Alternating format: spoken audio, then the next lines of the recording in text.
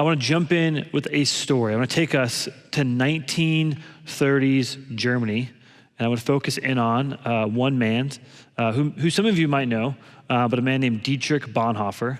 And Dietrich Bonhoeffer was a pastor/theologian in the 1930s. He's German.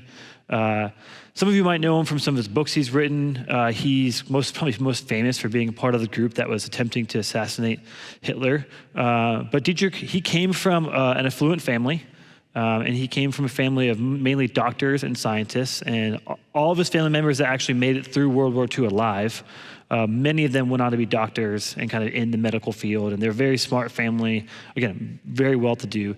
He, however, from whatever reason at a young age, and he had a pretty non-religious family, they're pretty apathetic religiously, he encountered God at a young age and was like, I want to give my life to studying the scriptures. And so from an early age at 14, that's what he gave his life to. Ended up getting his doctorate at 21.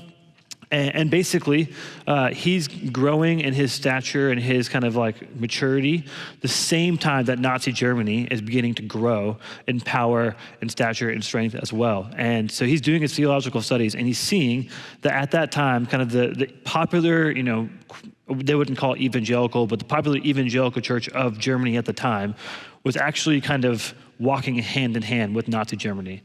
That Nazi Germany was not just trying to like politically take over their people, but actually even make it a religious type deal. They were trying to work with the churches in Germany they actually try to get rid of the Old Testament.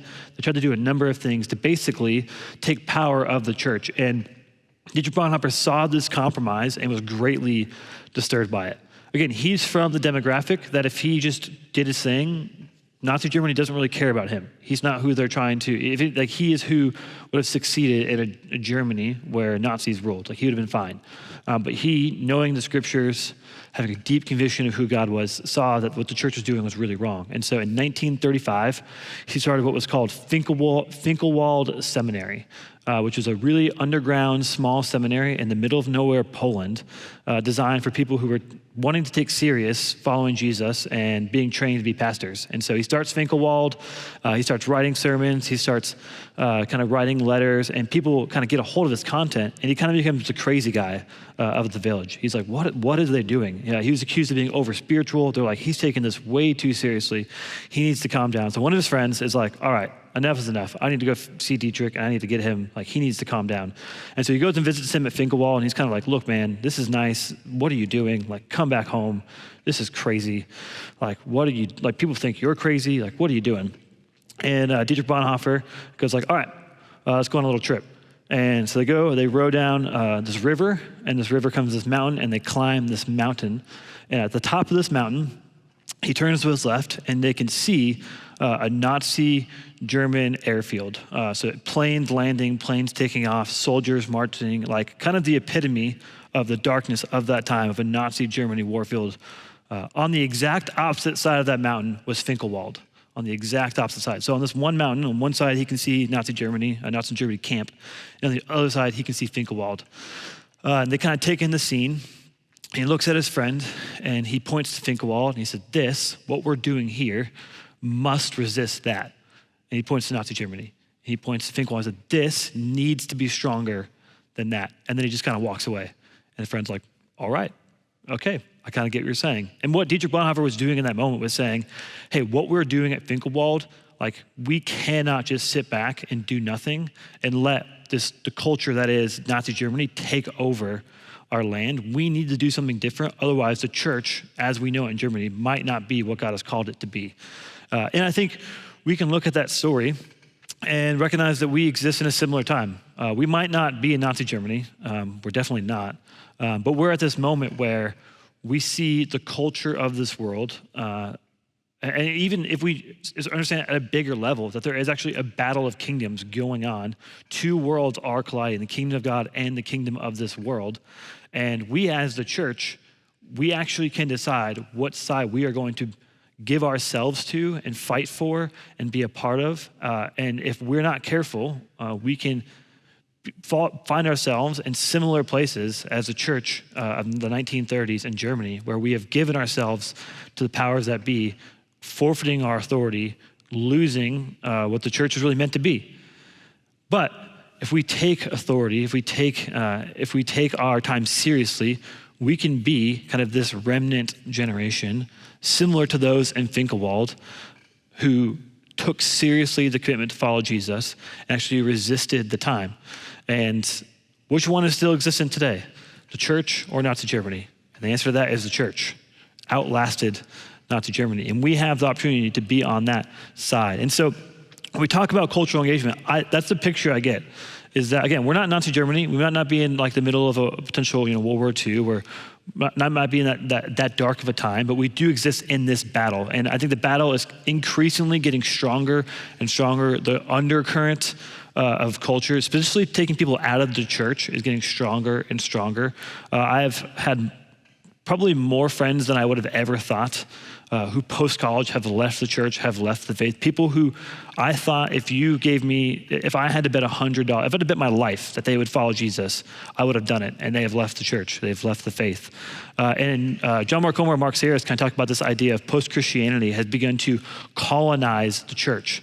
So instead of the church coming in and colonizing it and everyone becoming kind of a Christian nation or a Christian section, that actually people from the church have gone into the cities or gone into culture and actually have become more like the culture, more like the city, or more like, less like the church, and actually become colonized by post-Christian culture. And so what we want to do in this class is talk through what does it look like for us as a church to actually begin to engage with culture, to help form and shape it, rather than be formed and shaped by culture itself. And so that's what we're going to wrestle with over these next 5 weeks. And today is kind of an intro into, hey, this is what it looks like, this is where we're going.